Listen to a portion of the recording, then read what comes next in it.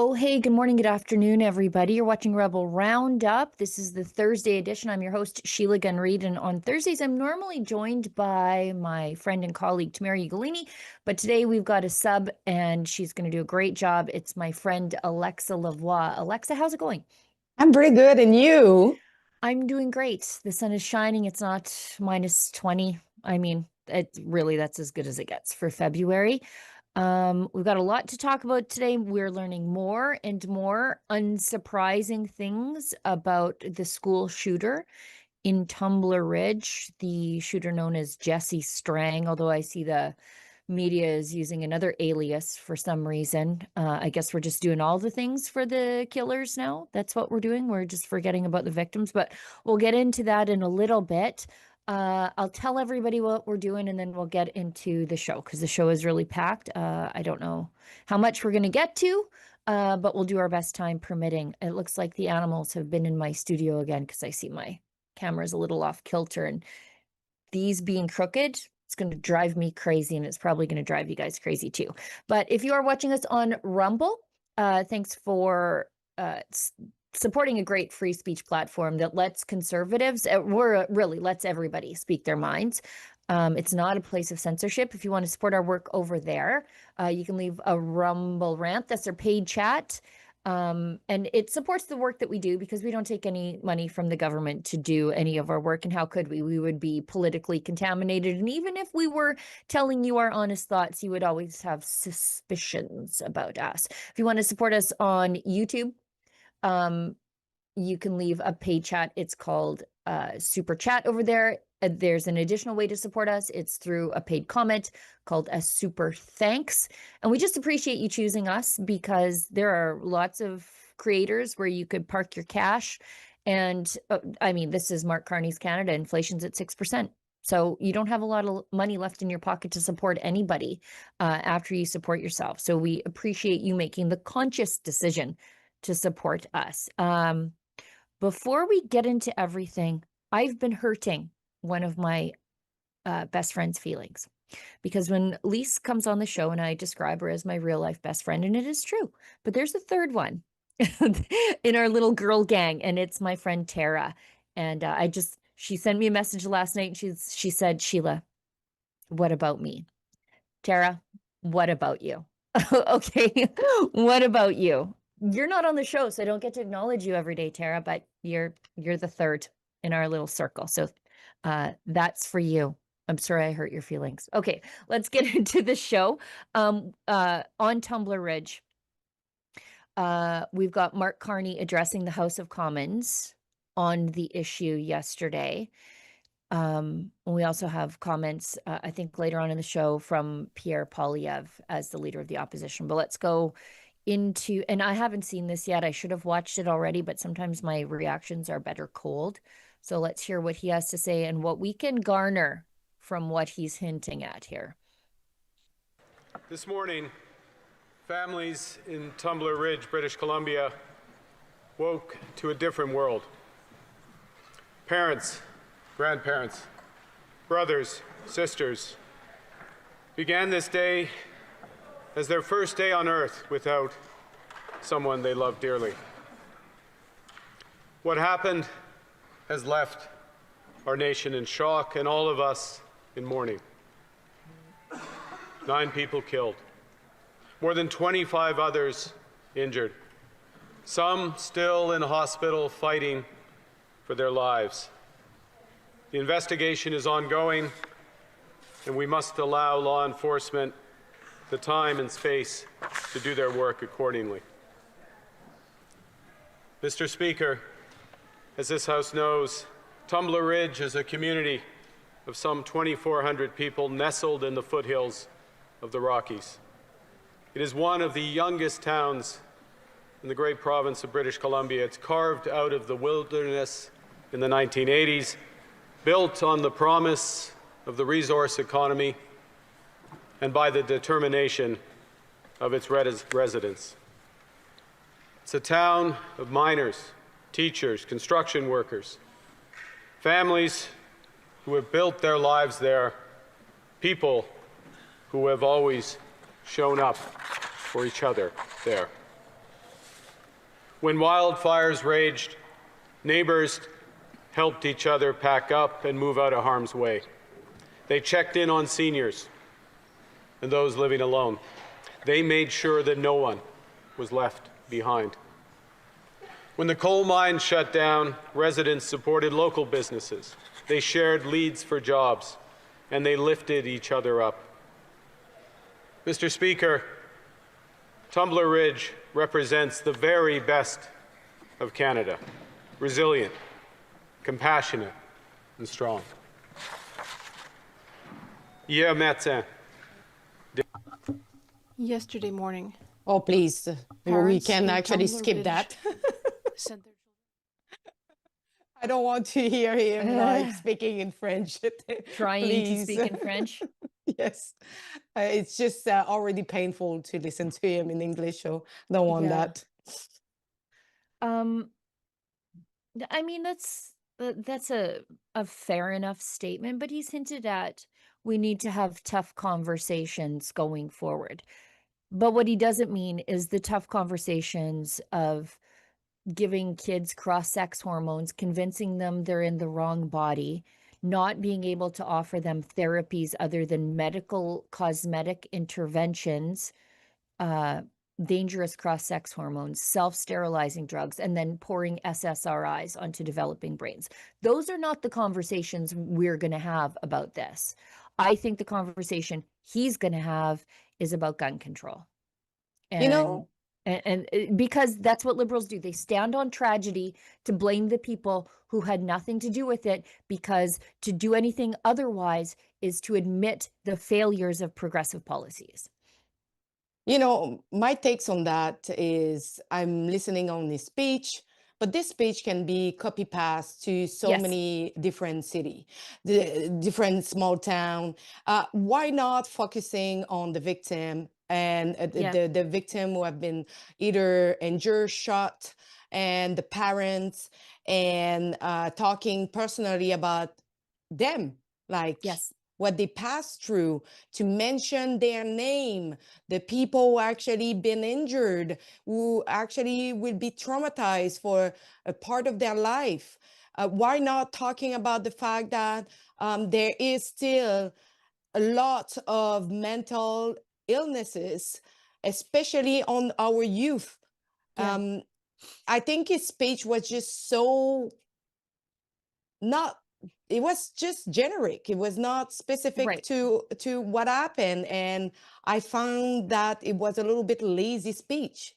Yeah. Yeah. I mean, let's go into Poilievre's speech, because he talks more about the victims and the impact that this will have on the community going forward. I don't know how a town this small ever recovers from this. I don't know. I mean, this is a place where everybody knows everybody. And the, I don't know if you have a child in this town, your kid knows somebody that died. There are so many people who are affected by this that this is just a scar on the community that will never heal. And I think Poilievre does a much better job of acknowledging the trauma inflicted on the entire town by this. So Olivia, I know it's the last thing in the chat. It's sort of out of order, but I don't just say this as a small C conservative, but I do feel I did watch this one, and I think it is a much better, more heartfelt acknowledgement of what this town is trying to grapple with right now. Mm-hmm. As fathers, we both know the feeling of sending our kids to school, hoping that they'll play and perform, laugh and learn, but most of all, come home to us in our loving arms at night. Sure, there's the odd skinned knee or sore belly when they get back, but that's usually the worst of our concerns. Yesterday, as we were tucking our kids in, I got a terrible phone call from Bob Zimmer, the Member of Parliament, who represents Tumbler Ridge, telling me that a shooting had occurred, and though not details were not yet well known, it was going to be bad. And those details have come in. Children who should have been thinking about homework and hockey were instead thrown into terror, grief, and unbearable uncertainty. 9 lives were stolen, 25 injured, 9 families devastated, an entire community in grief. That community is the best of Canada, a community of miners and loggers, hard-working people, hardy, strong, the kind of people who fight their own battles but never hesitate to help a neighbor in need. They're the backbone of this nation. Behind every number is a name, a child, a friend, a teacher, a neighbor, a family member, each with a story. For as the rabbi said, each life is its own universe. As a father, I can only imagine the phone call or visit that brought the news, the panic, the helplessness, the heartache that followed. No parent should ever have to fear that their child will not return home from school. No parent should ever bury their own child. En tant que père, As a father, I can only imagine the You call know, or Okay. I so, think that's good. you know, this is a prime minister speech. Yeah. Much of it was unscripted. His entire opening statement was heartfelt. He wasn't reading off notes. I think towards the end, he sort of looked down at his notes to make sure that he was saying all the things that he needed to say. But he opened up, like, as a father, as someone with kids, and we've seen how emotional Polyev get. Like, I don't think he's an emotional guy. I think he's sort of a guy, like, he's probably more like me, where I exist in 2 modes: righteous indignation and jokey. And I think he's sort of like that too, except when he talks about his kids or kids in general. And you could tell that he really felt that and meant it. And if you looked over to what would have been his left 2 seats down, Todd Doherty, Conservative MP for Caribou Prince George, having a real tough time keeping it together.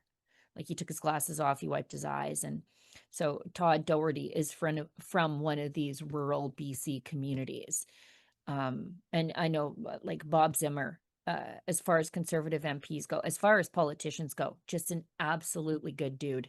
And you know that this is hitting him hard too. So, like, Todd Doherty is sitting beside Melissa Lantsman there, and there's points at which where he's got to wipe his eyes because this could have been in his community too. Like, it just a much different speech. You could see it there between one guy trying to say the right thing and then one guy saying what he means. Yeah. And losing children, I don't think there is any words that can actually help healing Yeah. the womb that will always been open. I can tell you, I know what it is. Yeah. And Yeah. same if it's like 20 and 30 years later, it's painful as much as it happened yesterday. Yeah.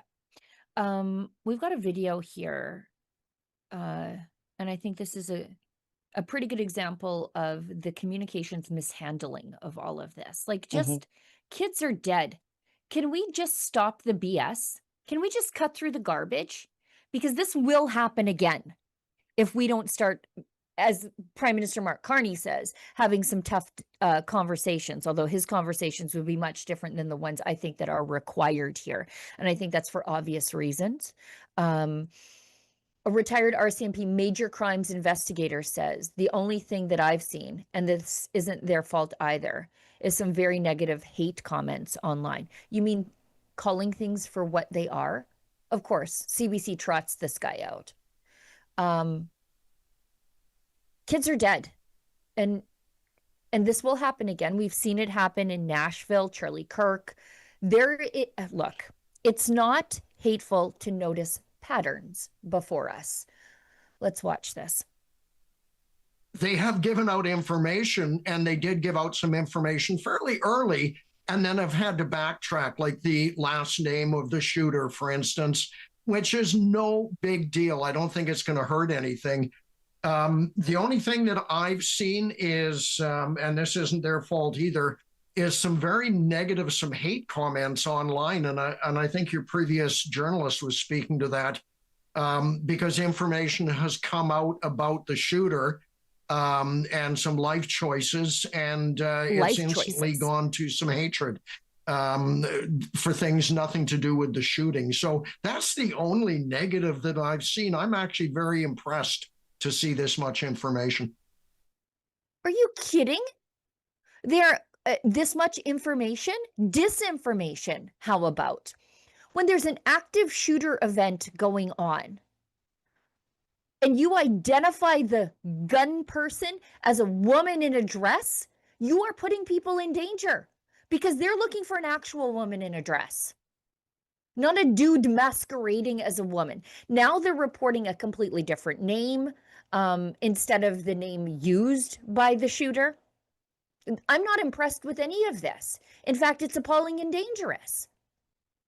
Actually, they should mention that is known under two different names, right? The father's name and the mother's name, so that it doesn't confuse people that actually identify the gunman as Jesse Strang. Yeah. And not as the other big name that I can't actually pronounce because it's too difficult for me. But also by disinforming like the public, saying that it is a female. They are not even saying woman anymore. They are saying female. By the way, female, biologically, you can't actually change that. You can't actually change to be now a female. That doesn't exist. It's a falsehood. You can actually pretend to be a woman, but you can't pretend to be a female. Okay? Yeah. First part. Second part, by doing that, I have a question for the RCMP. Do this mass shooting will be recorded being committed by a woman or a man? Because this would change all the stats about who committed this shooting. Is it like a man, a woman? Right. Where is the stats on this? Yeah, we don't want this one. Women usually commit crimes of moral turpitude, or whatever the word is. Moral turpitude, I think it is. And it's usually related to drugs, addiction, abusive childhoods.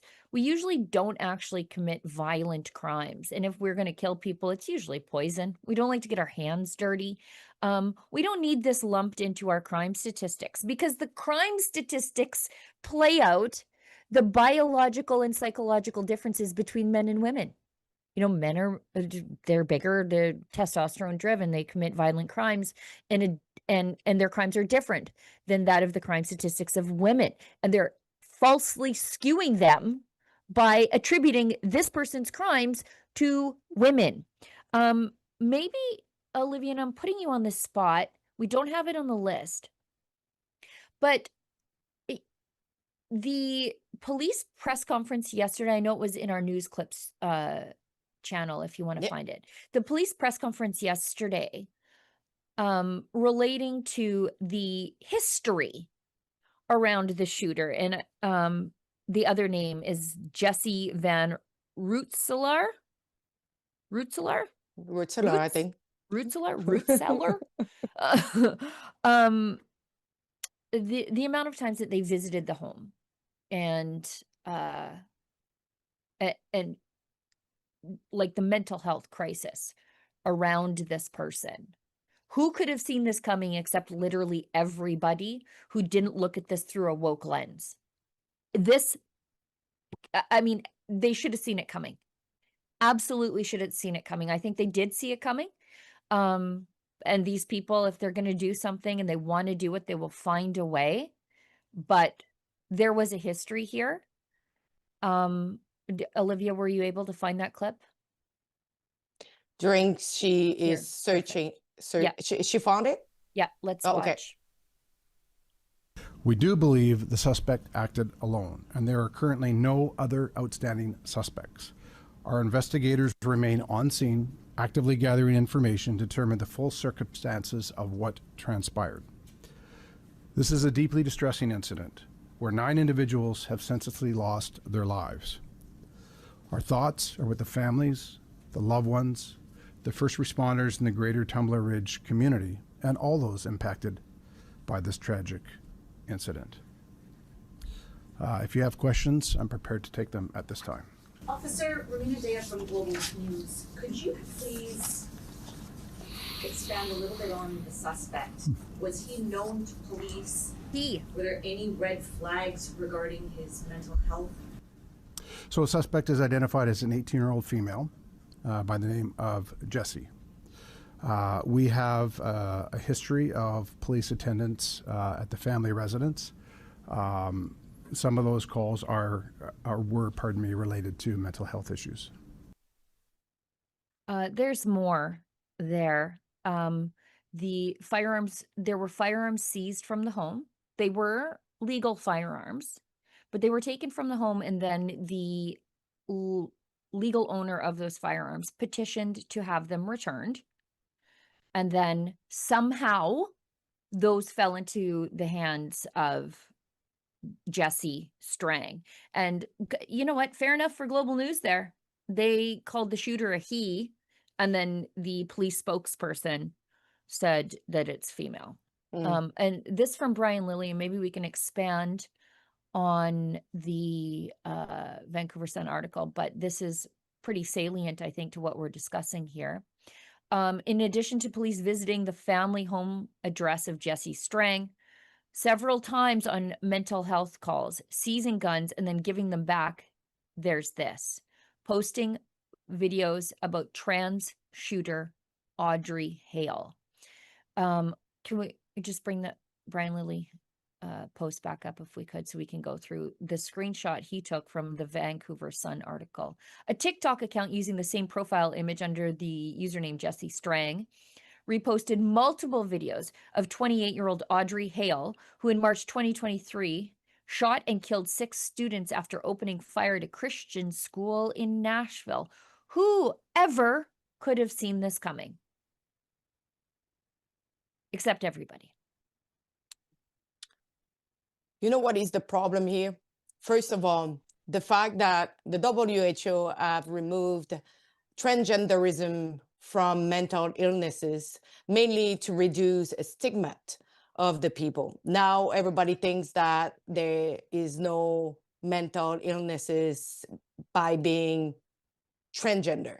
This is actually wrong. This is, again, disinformation, because I study science, and my whole life I've been taught that transgenderism is the mental illnesses. Another thing, in previous years, we have increased the number of people that we are giving hormone. Yeah. And we are giving more and more hormone to children and youth in order to solve what they call like mental problem that they actually link to you are in the wrong body. But the Gender thing is, dysphoria, yeah. we don't have enough people to do the medical surveillance to check if the amount of hormone is actually well dosed to those people. And now we are just giving them hormone without checking if it's actually appropriate for them. So a lot of them result in psychedelic like kind of crisis, and we will see more and more people. And I don't know if people have actually experienced trying to go to those trans protests, but those people are violent. We've seen it. We've seen it. Jessie Strang left a long history of TikTok posts, Reddit, or the Reddit is an absolute nightmare of this person. But in BC, they are taking a different approach than in Alberta and Saskatchewan. Hopefully, thanks to Danielle Smith's bravery on this issue, we're going to stave off some of this, because we don't give cross-sex hormones to minors anymore. We don't do medical interventions on minors. We don't entertain this stuff in Alberta.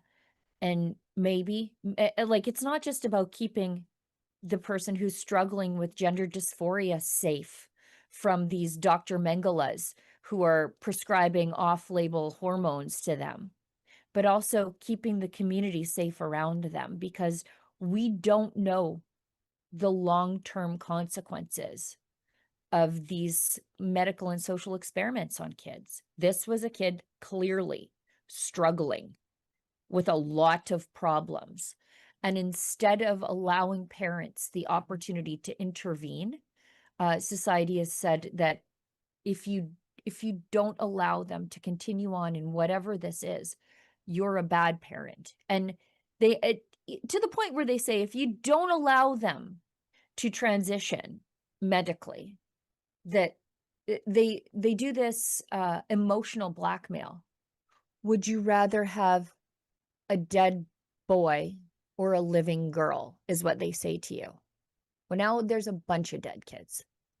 There's a bunch of dead kids now. Now what? We know who they're going to blame. It's not going to be Jesse Strang. They're already doing it. Look at this. Yeah, and I'm going to do a broader story on this later today, because I noticed a very specific pattern coming out of the mainstream media. It's almost in concert. It's like they all got the same email or something. This is from the Globe and Mail, but the Toronto Star is guilty of this too, and there's another news outlet also who they have, it reads like Canadian press copy. So when I say that, if you're outside of the news business, you'll see the same article republished in multiple stories. It's the exact same story by the exact same author. And so, of course, it's going to be the exact same. They've just bought the article and then they republish it. That's not what's happening here. These are different authors writing nearly identical stories that read, and this is the gist of it, in the wake of the Tumbler Ridge shooting, false claims about trans people spread online. And it said, before the shooter was even identified, speculation around their gender identity was proliferating across social media. Why do you think that is? I said this yesterday to somebody, that stereotypes are stereotypes because they're largely true. Like there's always some truth to the stereotype. Why do you think everybody's brain went to exactly the thing that turned out to be true? Why do you think that is? But anyways, they go on to say that they go after Elon Musk, who has his own family's been touched by this, libs of TikTok, Matt Walsh, Andy No, and Matt Walsh had a run-in with Jesse Strang 3 years ago, that to say that this will lead to the stigmatization of trans people. That's not what we're talking about here. But we have to acknowledge the pattern. Otherwise, this is going to happen again. There's a pattern here. You know, it used to be that school shooters were disaffected young men on SSRIs. And a lot of it had to do with the same reason that there would be a spate of shootings down at the post office. You know, like to the point where we don't use it anymore, but older people like me, people a little more long in the tooth, the phrase going postal was part of the common parlance, because there would be guys who just showed up, people who worked for the post office in like the warehouse sorting mail. They would lose their marbles and shoot the place up. And it was because of the repetition. And there was something about the workplace environment that literally drove men crazy. And some of that ended when the Postal Service was like, what are we doing to these people it's driving them crazy? And then school shooters became largely male because the same things that they dealt with at the post office, all of a sudden the post office did a big examination of their workplace culture, and we don't have shootings at the post office anymore. But then we had school shootings, largely young men, disaffected, often on SSRIs, because we don't really know what that does to the developing brain. They don't even really know how SSRIs work. What they told us about SSRIs and how they, depression was a chemical imbalance.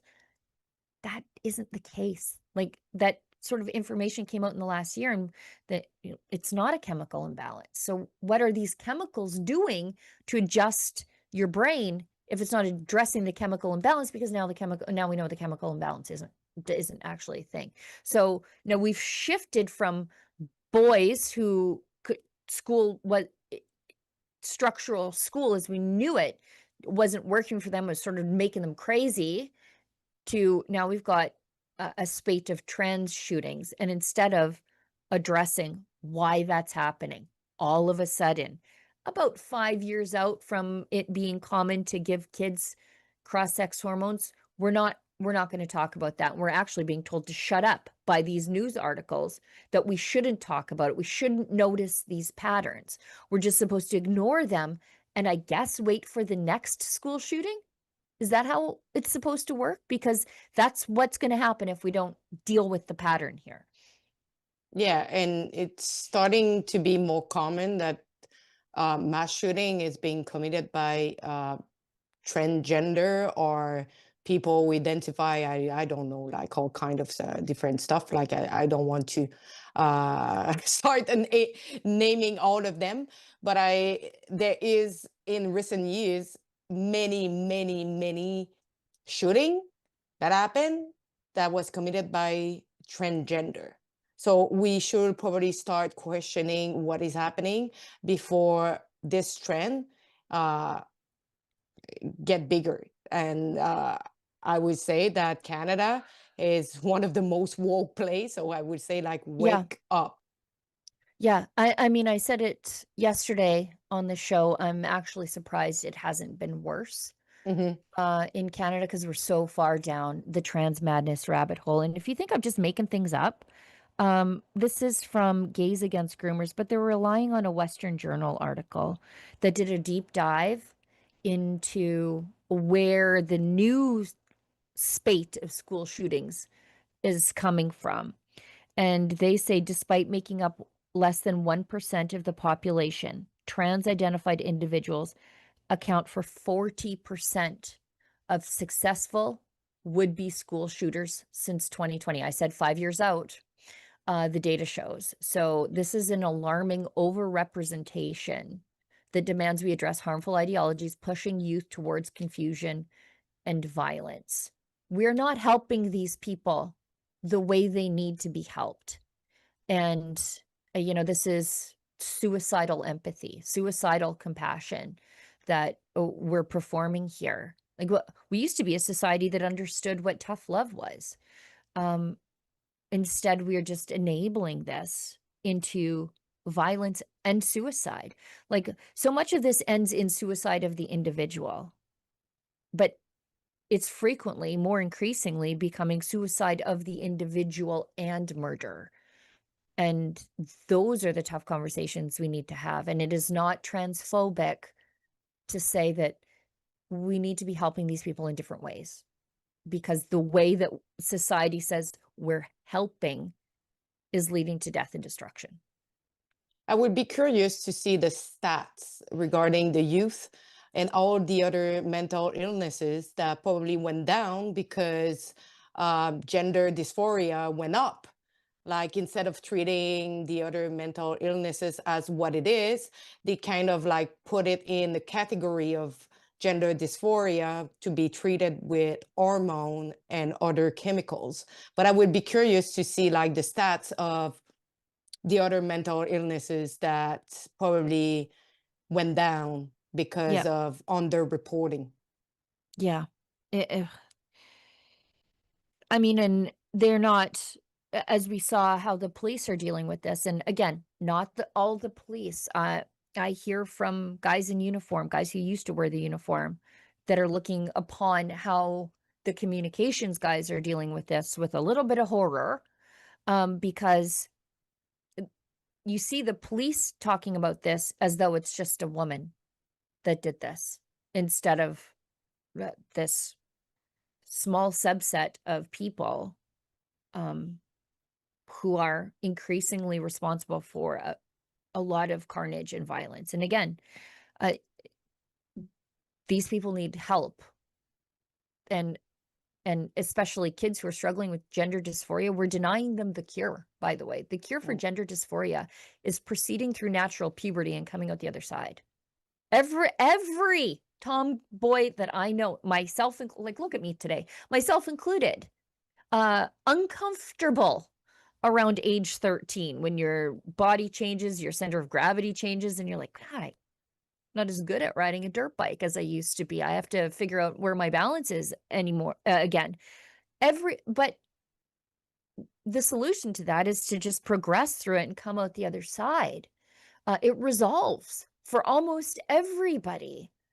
But instead, we're medically intervening on kids and giving them puberty blockers. We're literally blocking the cure. And we don't know what that does to the developing brain. But based on what I'm looking at, it's nothing good. It's nothing good. And what actually frightened me the most is to see the mainstream media trying to portray the gun shooter as not only a female, but I don't know if you saw, but CT News yes. literally used the filter to make the shooter look like more cute. Yeah. Do you remember Rolling Stone did this? The Boston bomber, Dzhokhar, I think is how you say his first name, Tsarnaev.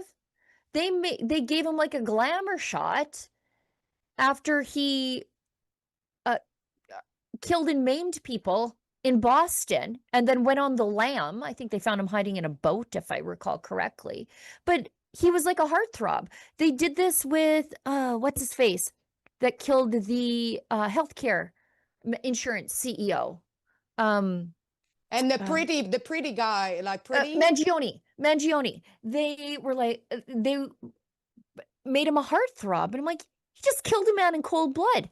And then putting a beauty filter on a school shooter, which is what the school shooter wanted. We saw in some of the Reddit posts that the school shooter wanted to be more petite, more girly, more feminine. And so City News does that? What the hell is wrong with you people? Think about the victims for a second, you lunatics. But there were also like pretty, the guy who got killed by ICE. You remember? They changed completely, like, literally, it looked like not him. Yeah. How much like they put filter over him to make him like, oh my God, poor guys. He looked like a good man and everything.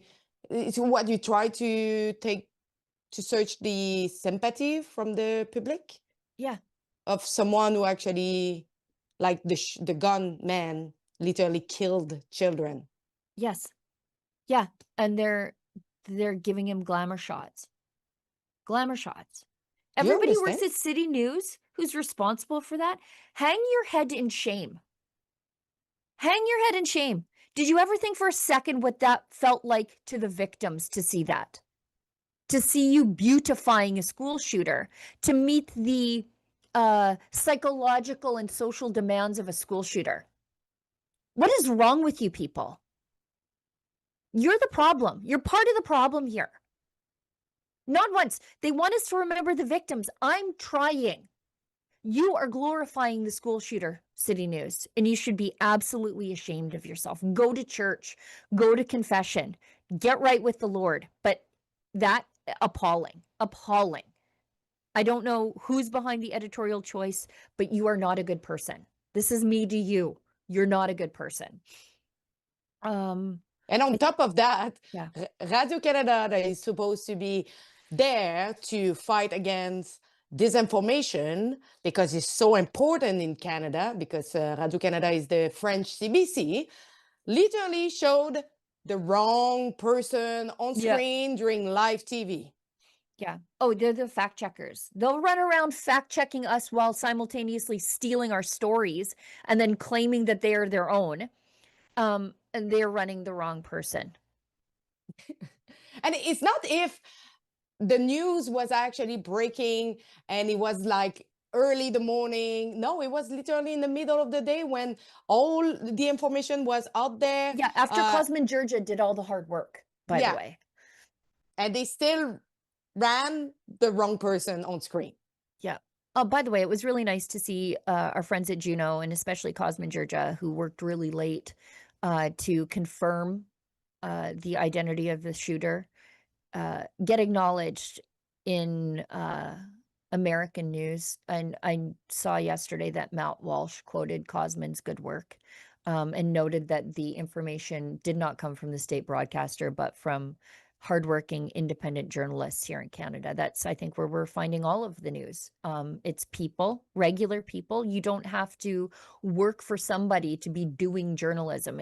Journalism is a thing you do, not a guild you join or a company that you work for. And I see a lot of independent journalists on X, especially, thank you, Elon Musk, giving the public the information that the mainstream media might have, but refuses to report or is intentionally obscuring from the public.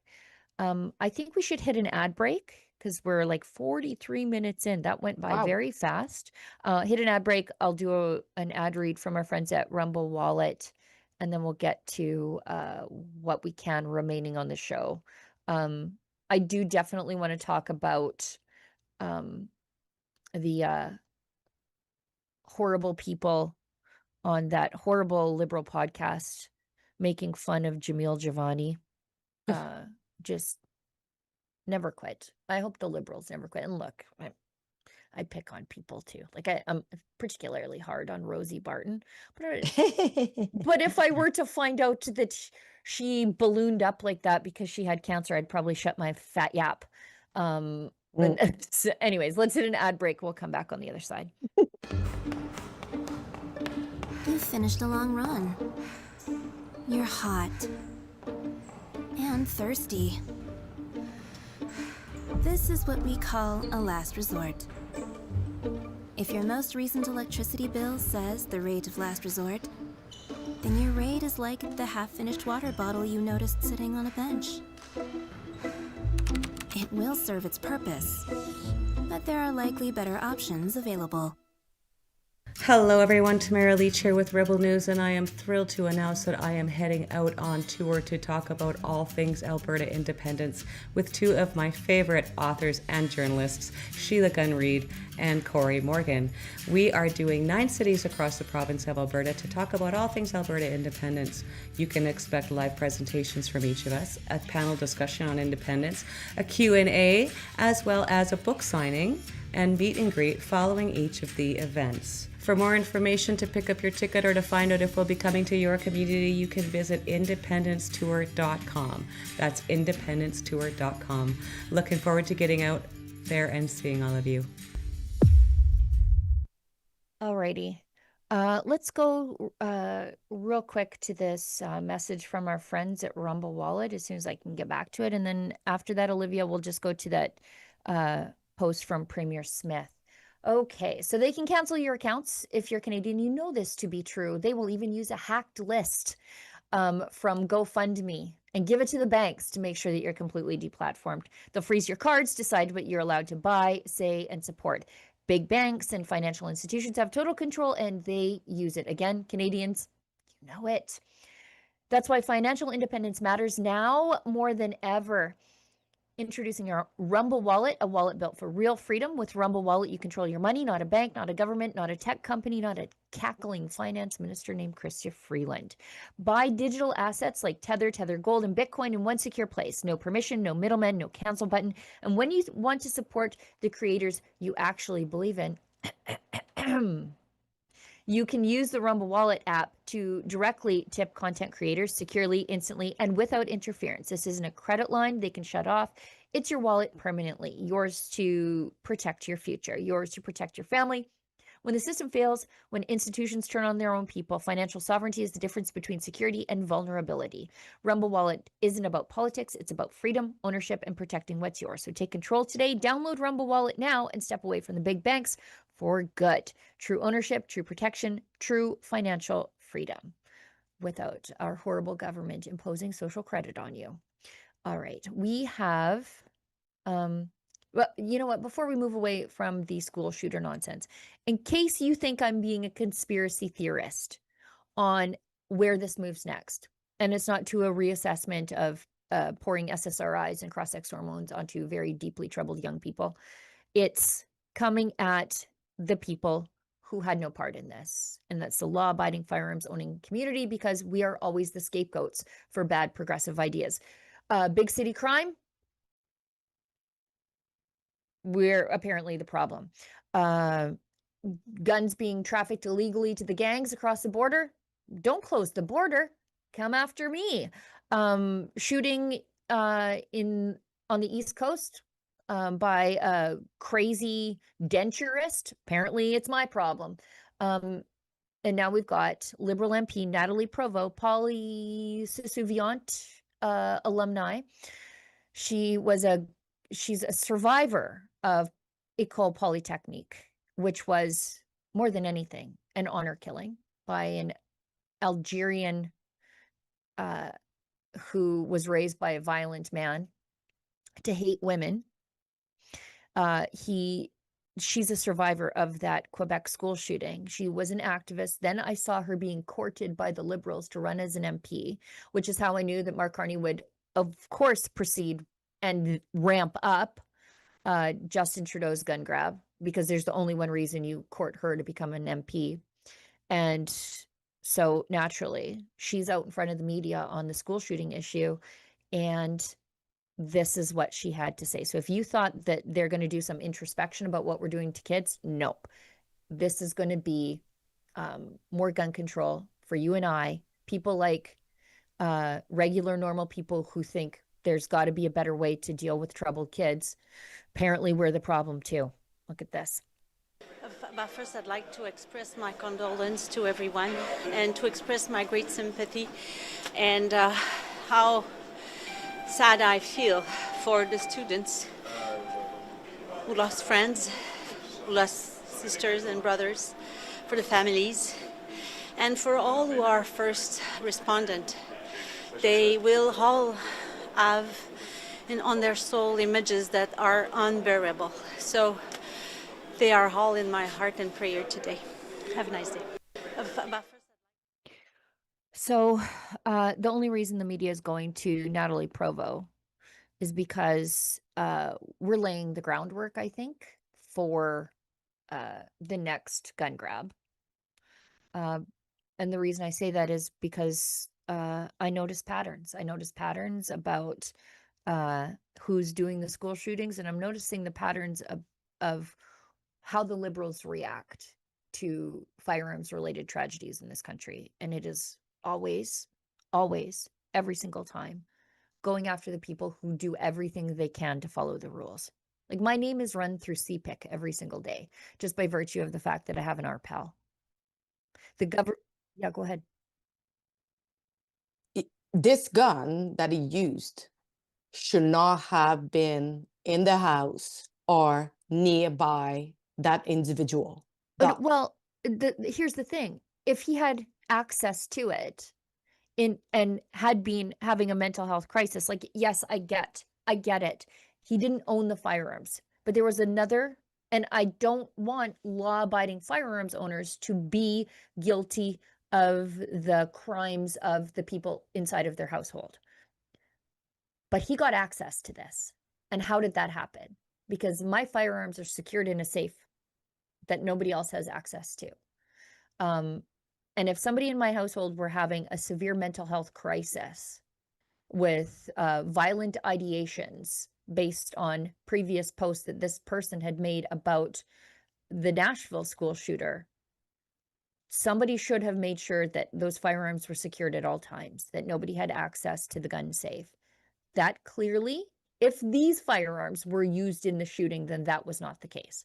So somebody didn't do their job as a law-abiding firearms owner. Now, this is also Tumbler Ridge, highly rural community. Could you get your hand on a gun if you wanted to? I think you always could. You could, no matter where you are. If you are intent on doing something bad, you will find a way. That's just how bad people operate. Anyway. Exactly. let's go into what happened. I think it was yesterday. The U.S. Congress voted to end tariffs on Canadian products to the United States. And I see that Premier Daniel Smith, Alberta products have largely escaped the worst of the tariffs anyway. I think we have a 10% tariff on oil, which is purely symbolic, because we already sell it at a reduced rate. So that's not really hitting Americans all that hard. If they hit us with the same tariffs that the steel industry was hit with, the price of fuel goes up in the Midwest, and then the Republicans get wiped out in the midterms. So they don't want that. They've been especially kind to Alberta. But Daniel Smith has also not taken the idiotic Doug Ford approach of pouring out alcohol and blocking American booze from our shelves. We haven't been like that. We've been our best to be collegial with the Americans, work towards resolving issues with the Americans. We have our own border patrol here in Alberta because we don't trust the feds to do it properly. We're dealing with fentanyl. We're doing what we can. And Daniel Smith thanked the U.S. Congress for voting to end tariffs on Canadian products. Tariffs between our two countries causes higher prices for American and Canadian consumers and decreases business competitiveness on both sides of the border. So that was Daniel Smith's remarks. And then we had Doug Ford the other day saying, not only are we never putting American booze on the shelf, I'm going to double down and double never put it on the shelves. Like it's just two different approaches, and one of them is so unnecessary and adversarial for some reason. We're running out of time, but I wanted to talk about this video from Liberal Strategist podcast. I think nobody outside of political strategists and lobbyists watches his show. I mean, there's some people who hate watch it. Like I do a little bit of that just to see the terrible things that they're saying about conservatives. So Liberal Strategist, it's I forget. Anyways, the show is called The Hurly Burly, and David Hurl. He attacks Jamil Javani by saying he's too physically unattractive to be successful in politics. And I always preface it before I say something mean about somebody else's looks by saying I'm not winning any beauty pageants. And this guy ain't winning any beauty pageants. So anyways, let's watch. So it's about him and his political future. Is this the show where we're supposed to tell the truth about politics? Is this we're supposed to tell the truth? He's too unattractive physically to be successful in politics. He's not going to be the leader of a political party. Oh, I don't know if I'd agree with that. I don't know if his looks are. I'm not going to weigh in on Which that part? one, That he's too unattractive, or that he is unattractive? I mean, you got to break this down, Fred. I know it's day one, but come on. Look. As soon as the election was over, he immediately put out a. I can't believe you're going to dismiss this as not mattering. Of course, it matters. I think he's well spoken, and I'm not ever going to say if a guy looks good or bad. I just can't do it. So he. Okay, do that guy ever heard about a guy that his name is Jean Chrétien? Thank you. I just put that in the chat. The Conservatives were absolutely raked over the coals in, I think, in 1993 for mocking Jean Chrétien's facial deformity. And look, I mock Jean Chrétien all the time because he's an old, decrepit weirdo. And he was the last guy to sign off on residential schools. So that's why I make fun of him. And every time they need to attack conservatives, for some reason, they dust off that old fossil. But it's a medical condition. Okay, it's not a matter of discipline. It's not a matter of laziness. And it blew up in the conservatives' faces, rightfully. I thought we were done measuring people's faces for their moral failings back in the Nazi eras. Where they would measure people's heads to see, oh, is this a trustworthy person? Oh, can't trust him. Their eyes are too far apart. But Jamil Javani is, first of all, I don't think he's unattractive. I say this as like just a regular old straight woman. I think he's fine. And he's smart, which makes him better looking. He's conservative, which puts him higher up on the scale. He cares about youth. And he fights for the rights of Christians in the public square. So that just as far as if you're being superficial, I mean, that puts him a little bit higher up in the rankings for sure. But he survived cancer. That's why he's bald. Okay? It's not, and I'm the first person to make fun of Mark Carney's posture. He has villainous posture and he looks really frail, like a good gust of wind could get him. But Jamil Javani survived cancer. That's why he's bald. And when I just, the liberals they're the people who are like, everyone's beautiful in their own skin and fat acceptance and all that sort of stuff. They're supposed to be beyond this, and yet they're the first people who trot it out. Bunch of hypocrites. Like literally, liberals are attacking what you look like instead of your ideas. Yeah. And they are the first one to say, oh, we need to accept everybody. Everybody is beautiful. There is no ugly people like in this world.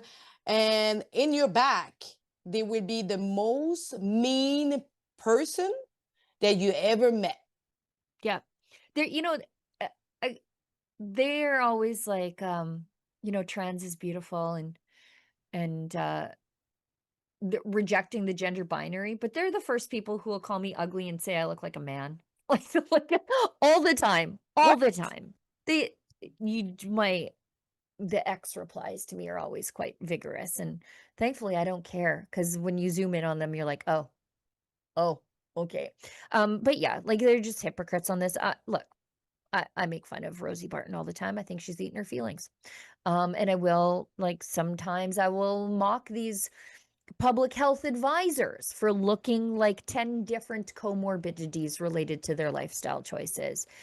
But it's the hypocrisy that I can't abide. Like when someone is morbidly obese and they're going to lecture me about healthy lifestyle choices and then also tell me that RFK is wrong on everything, I don't want to hear it.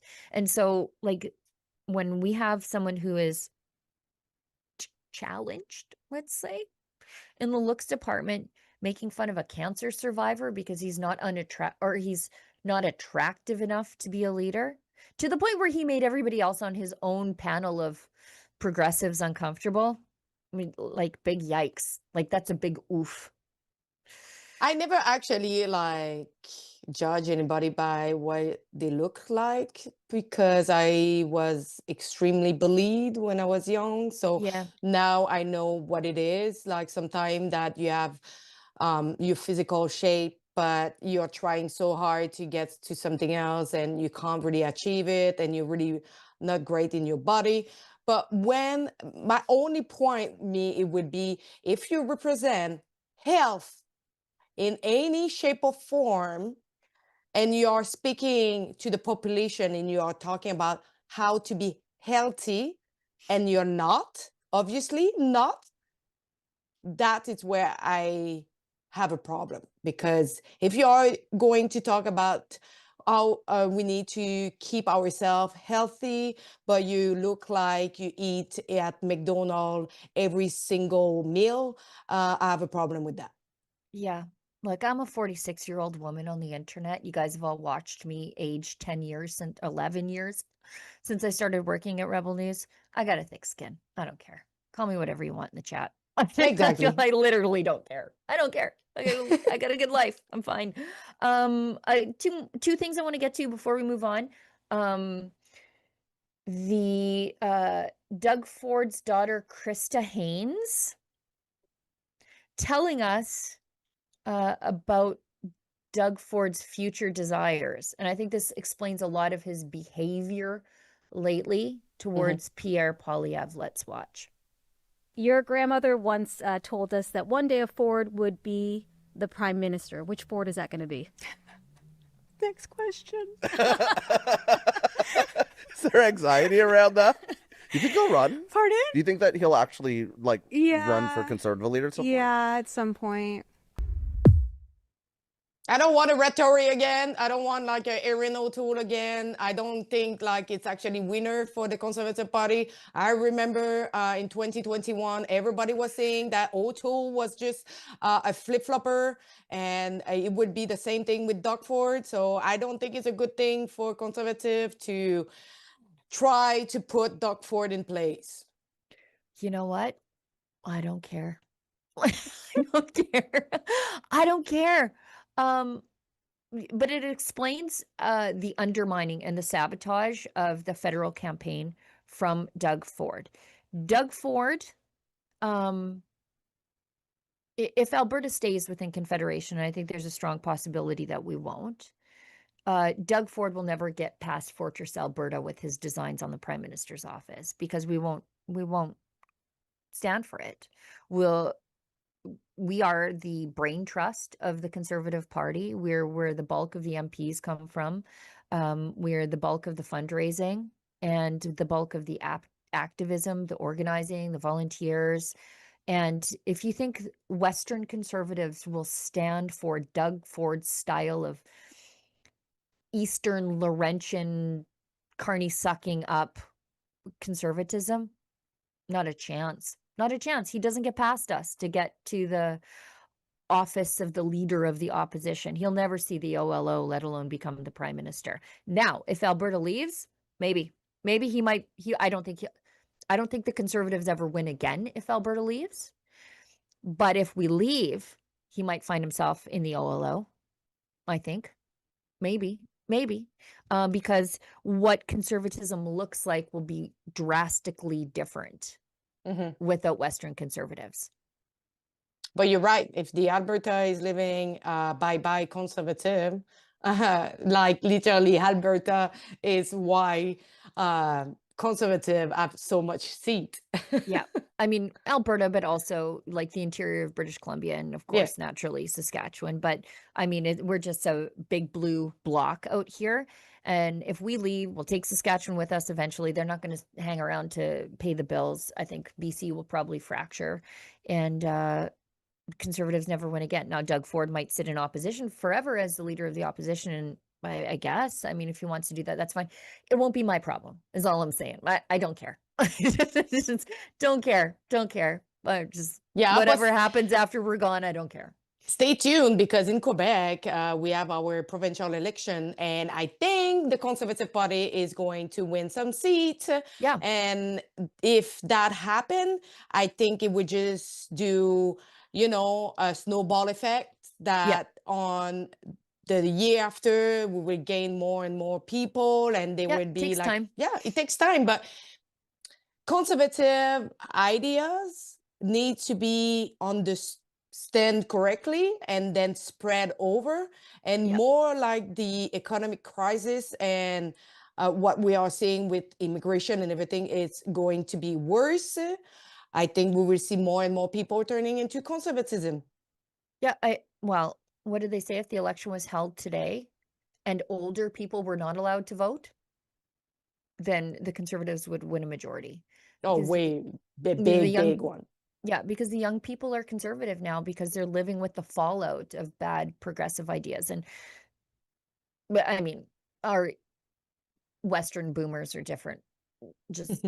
I say it all the time on the show. When I talk about boomers, I'm not talking about the conservative voting ones, and ours in the West are just different than those Toronto area boomers. Ours are just so much different. They've lived through boom and bust.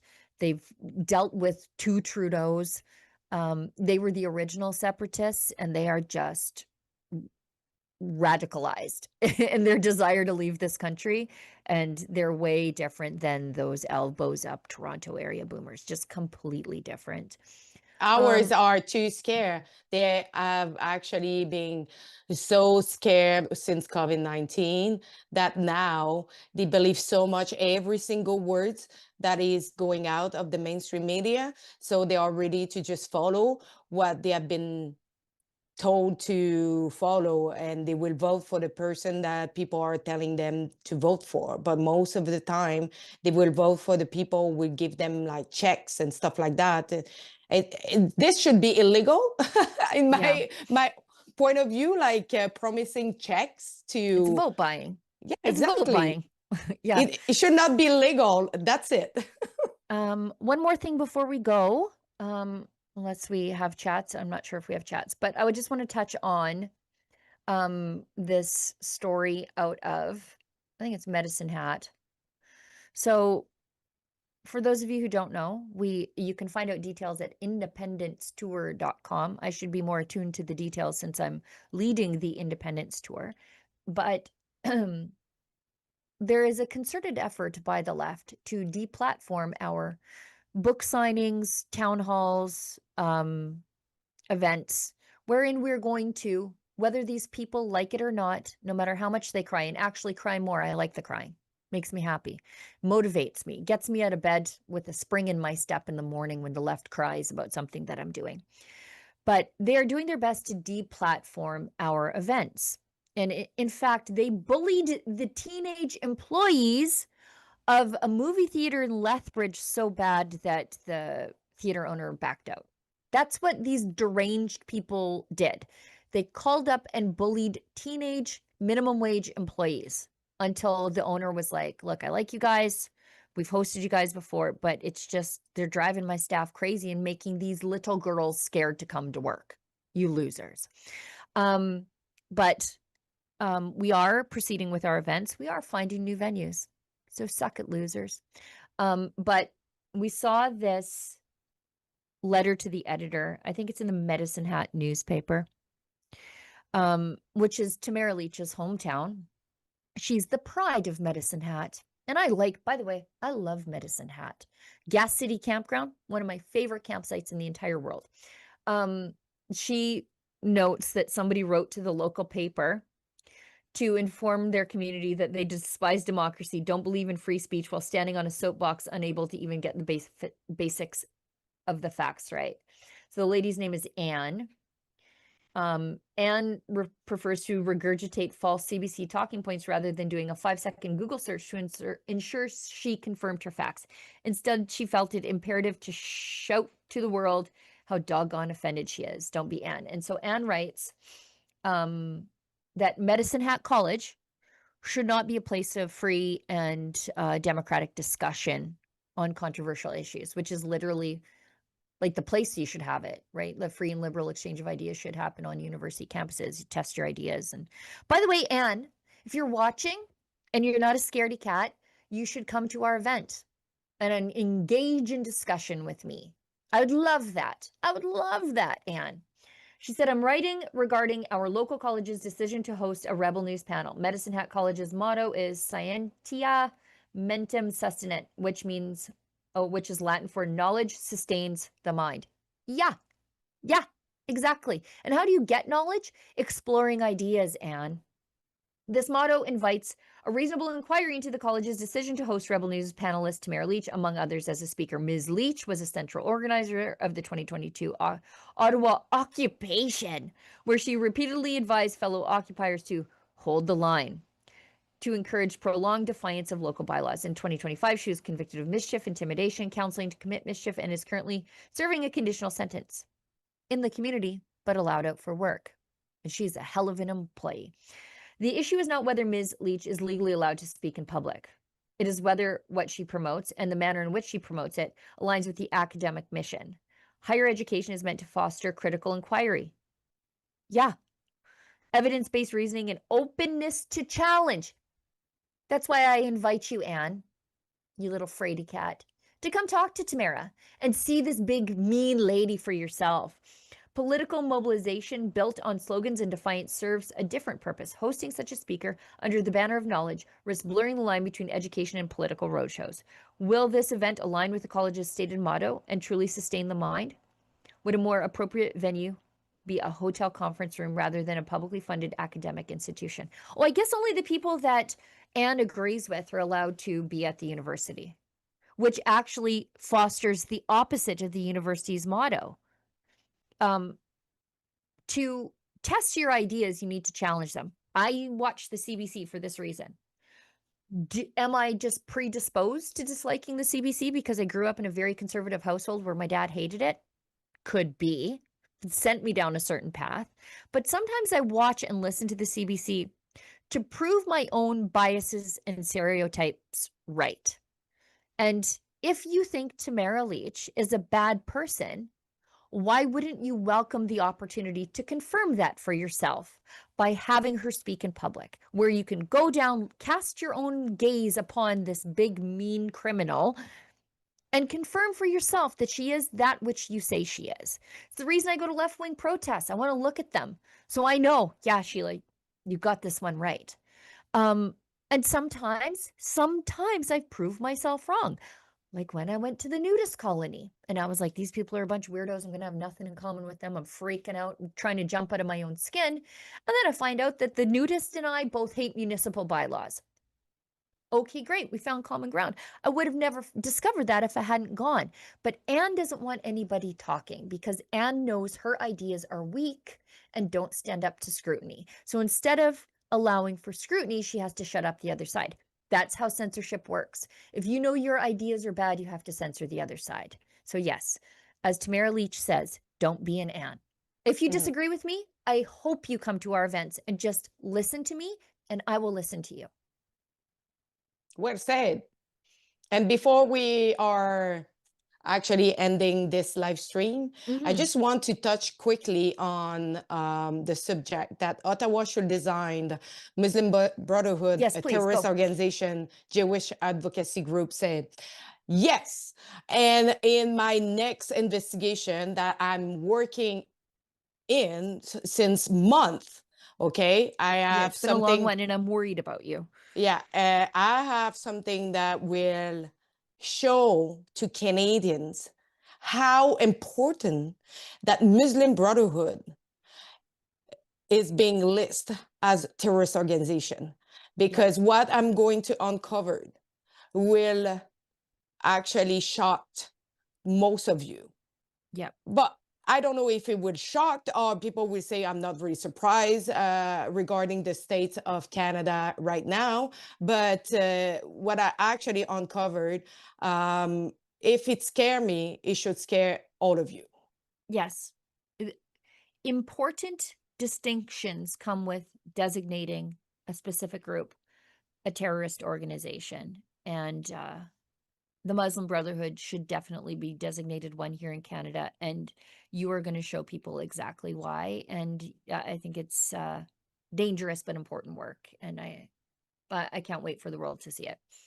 Yeah, and especially because they don't really hide anything. They don't hide it. Like they do it blatantly in front of everybody. It's written everywhere what they are doing, where they are teaching Muslim Brotherhood scholars. You will see it's not hidden. It's out there. You can see it. And the thing is, as soon as they can, they have probably a lot of sleeper agents, a lot of people who are ready to act when they will be asked to act. Yep. All right. On that dark note, let's wrap the show. Thanks everybody for tuning in today. Thank you, Olivia. Oh, we got a couple of chats. Sorry. I ended up in a different spot. I guess we got a couple of chats. Thank you guys. Yeah. Okay. Silver Feet 1280 gives us $20. Okay, I got to read them out of order. Olivia reminds me. Part 1. Back when I worked for the corruptions capital, 90% of my co-workers were mothers, and when we would discuss transing okay kids, I would tell them that it's abuse. They all tell me about cases in their own child's school. And the second part of that is, and they just choose not to talk about it. And then they proceed to tell me, never talk about this at work or I might get fired. Moral of the story, just because you ignore evil it will not make the same choice with you and your children. Yeah. And I mean, you can't, even if you have done everything that you need to protect your children, as I think I have, from this infectious disease of gender ideology, you still have to send them off into the world where it exists. And they are far less safe today than they were earlier in the week. It's sad, but it's the reality of today states of Canada. Yeah, it's terrible. Okay. again, on another dark note, let's wrap the show. Olivia, thank you for putting the show together and taking things, as I called them, out of order. I appreciate you for that. I know it's sometimes tough for you, and I'm hosting. Thank you for Alexa for jumping on the show today, subbing in. I think you did a great job, and you do great work on behalf of Rebel News viewers as always. As you. Thank you. Thanks to everybody who engaged with the show today. For those of you who pitched in a little bit, those of you who are going to in the future join us as a premium member, a channel member, or otherwise engage with our content. We couldn't do any of this work without you. We just, you know that. We appreciate you for it. It's an uphill battle being an independent outlet in this country, and then throw in the fact that we are conservative into the mix, and it's a perfect storm of all the factors against us, but we have something that everybody else doesn't have, and that's our viewers at home and our supporters. So thank you for always being with us. And I think that's it. I think so far I'm hosting tomorrow, which is unusual, but I have the last 2 weeks, so let's keep a good thing going. We'll see everybody tomorrow. And as we frequently say on the show here, if you find us offensive, maybe don't find us at all. Mr. Speaker, in the days ahead, there'll be important questions to ask, difficult conversations to have. We owe that to the victims and their families. But now, it's time for grieving and remembrance. Now is for the people of Tumbler Ridge and the Peace River region, for a community that is enduring the unimaginable.